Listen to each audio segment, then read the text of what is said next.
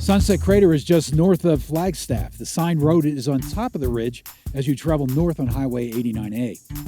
Make a right, and the park entrance is just a few miles in. This road will take you through the Sunset Crater area and down to the Wupatki National Monument. The road is a half-circle shape that finishes 20 miles north of 89A. Now a little history.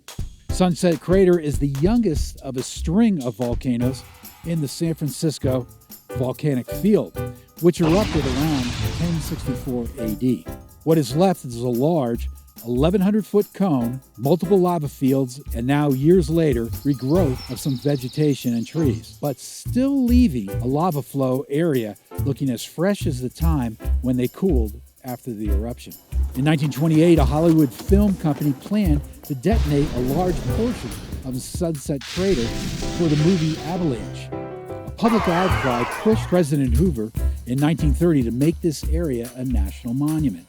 The Wupatki National Monument consists of multiple sites of dwellings and pueblos that date back to the 11th century, right after the Sunset Crater volcanic eruption. These sites were permanently abandoned by 1225 AD, but what is left is still remarkable to see. It wasn't until 1966 that Wupatki was registered as a historic place. Now both Sunset Crater and Wupatki are cared for by the National Park Service. I'm at the front entrance of the Sunset Crater National Park, and as you can see behind me, there's a booth. You do have to pay a fee to get in if you don't have a National Parks Pass. So I'm standing in front of the A Trail, which is from the Hawaiian word for stony, rough lava. And if you look behind me, that's some stony, rough lava. There are several trails in the park here that are pretty nice to take. Across the street, and they're going to follow me over here, is the Lenox Trail. Now the Lenox Trail is marked accordingly by a sign that's right over here, and you can take this trail a bit longer. It's 1.5 miles, goes up about 200 feet, and it's a nice walking trail, so it'll give you about 1.5 hours of views that you can see Sunset Crater and some other areas around here.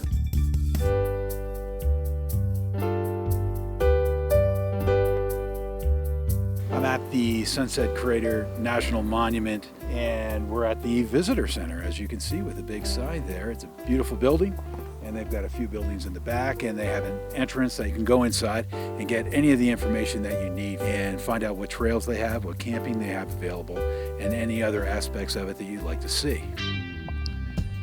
Well, you can see behind me, that's Sunset Crater. Let's take a walk.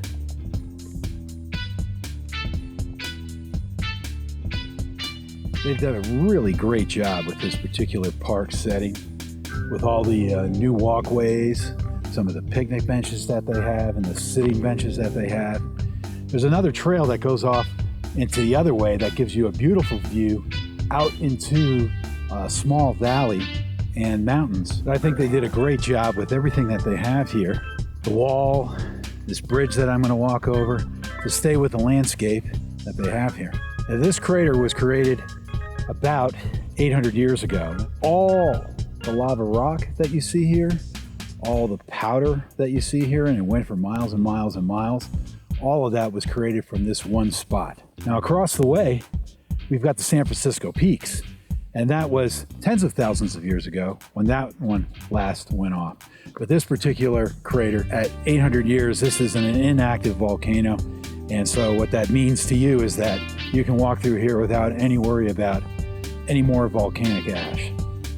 But this is a beautiful site. Some of the areas and the valleys they created, it's pretty amazing looking. As we get closer to the Sunset Crater itself, you get a much better feel of the size of this thing. This is no small crater.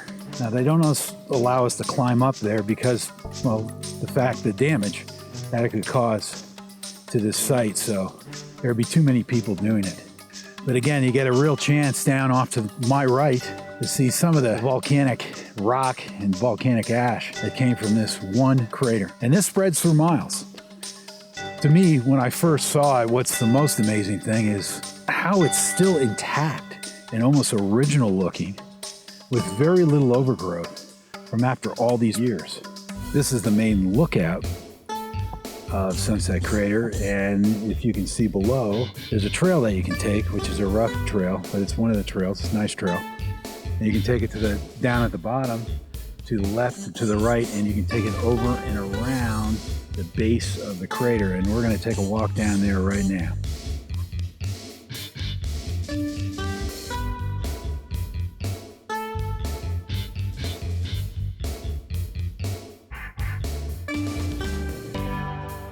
This thing goes all the way around and comes out right here.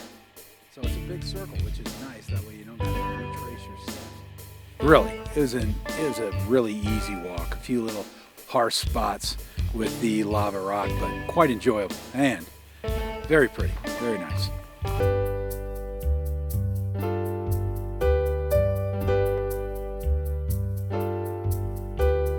I'm standing in front of the Wupatki National Monument sign. This is at the entrance off of 89A that we're showing right now.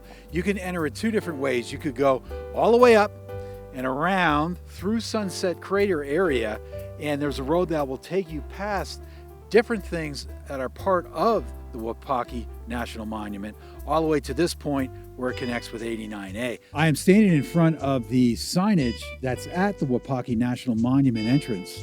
This is a good spot to stop and take a look at what is in this area. There's a map, and what it's going to show you is that when you first come in, there are 4 different areas that are all pueblos. And so you're gonna drive about a mile and some until you hit those points, 2 being off to the left, being the Lomaki and the Box Canyon dwellings, and 2 more pueblos on the right, including the Citadel Pueblo. Then we're going to take a drive after that, and this particular drive goes up and past what's called Donny Mountain. There's a restroom area there. Always nice to know that there's something there, and you can use that, and you'll keep driving until you hit the Wupatki Pueblo on one side and the Wupatki Pueblo on the other, with a visitor center close. This is the first area we're visiting, and this is called Lomaki. This is a box canyon dwelling, and this particular box canyon with hills all around it, stone hills all around it, so I guess used as protection. It's a guess that they farmed this area in the 1100s by archaeological evidence. Let's take a walk, take a look at this. This particular site is called the Box Canyon Ruins. They've got some signage here showing what they think it could have looked like at the time it was made. So you can see off there's one building. Everything is all presupposed what they think it looked like. And then up top, there's another one. We'll take a walk up there too.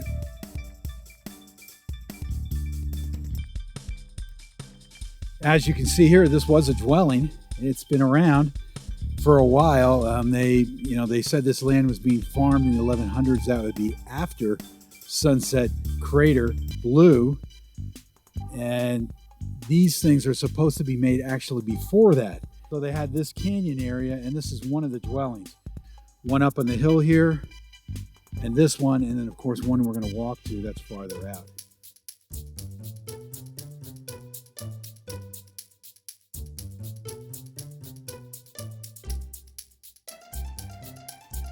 Okay, I'm at the second dwelling, very similar to the other one. Doesn't have the same retaining wall hold up in the middle, but very similar.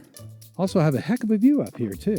Now apparently from the signage and what it says is that, and this is going back hundreds and hundreds of years ago, this used to be a savanna grassland, so the ability for somebody to live here, probably to have water, and to have cattle or other means of farming, it was really possible. Now it's run over and it's just desert with a little bit of juniper and pinyons.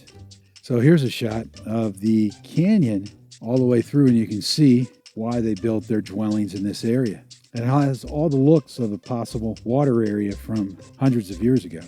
And now off in the distance, you can see the last dwelling that we're going to in this area. Oh, it's just a sign about daily life and living. It's another one that shows what they're supposing as possible plaza and at the possible where water would have been at this time. And of course, there's no real proof of it, but they've got some archaeological evidence that they could find that would most likely say that if these people were living here and they had pottery jars and things, they were putting something in there and some of that would have been water. Yeah, this is nice. This is big. This is together. It's pretty cool. So you have multiple rooms on this one. Look, I've got a door into my bedroom. This is my front patio here. Pretty nice. This is a serious house here. And obviously well made, or it still wouldn't be around after all these years. And this canyon here is beautiful. So this again offers them, this whole canyon is connected to the other canyon we were looking at. And this offers them a little bit of protection and probably, again, I'm guessing some water here.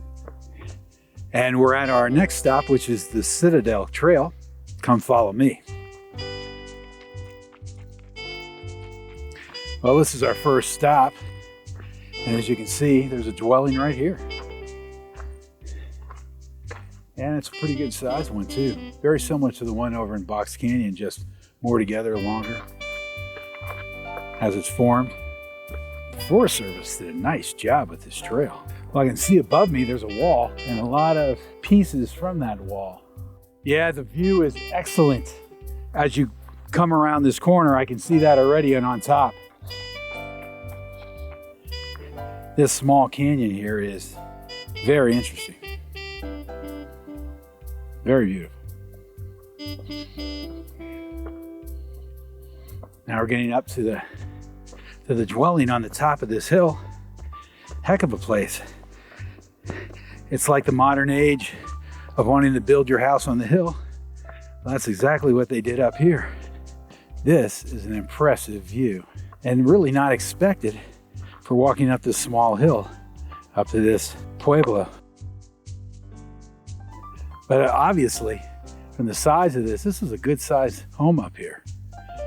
Housing, who knows how many people, plus probably some connecting places down below. But just having this, the view, this canyon in front of us, not much more to say. And this is something you'll want to see. Okay, here we are at the Wupatki building, which is the main one. And if you look behind me, they have a lot of Forest Service offices back here too. And I don't know if they're dwellings or they're Forest Service offices, but this is definitely the main deal here. So, follow me. Yeah, this is a very nice visitor center. So what it looks like that we're dealing with here is that they usually you go into the building, see some of the information that they would have for the Wupatki. And I'm approaching Wupatki, and we've got 3 different signs they've done. This is an impressive area. Let's take a look at the overlook, shall we?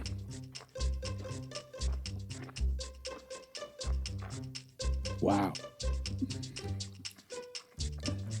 That is what's known. And you know, there's cones over there going down to the round piece, but that's known as the ball court down there.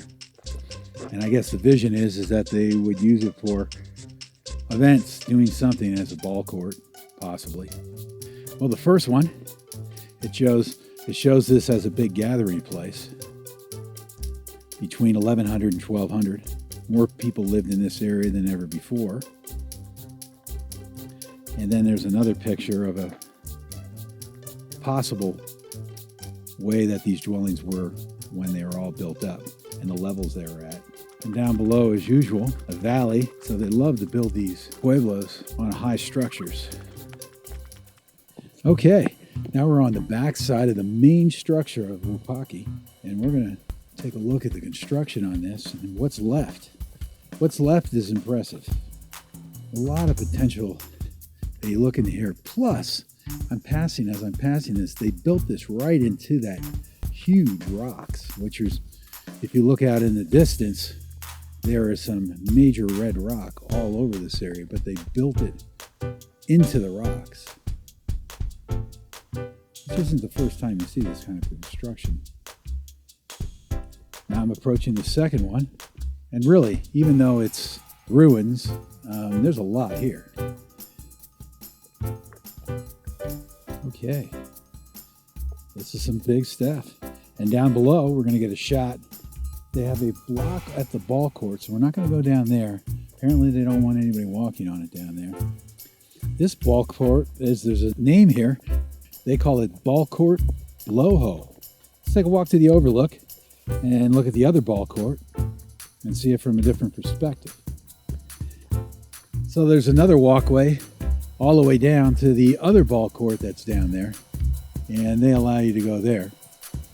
What have we seen and what have we learned? Sunset Crater has beautiful and unusual sights that are rare. There are some fun hiking trails and vista views. The park is also well maintained by the National Park Service. That goes for Wupatki also, with its multiple location sites and dwellings. Both areas have good-looking visitor centers, restrooms, and informational guides. Also, well-maintained parking lots, walking paths, and terrific educational signs. The views along the way as you are driving through the Sunset Crater area give you multiple glimpses of the San Francisco Peaks, the Sunset Crater area, a backdrop of the Cinder Hills, and the Painted Desert in the distance. This mesa we are on allows you to see a wide view of the Painted Desert and is a can't-miss spot. We thank you for watching this video, and we look forward to being with you next time for another episode of Your Neck of the Woods.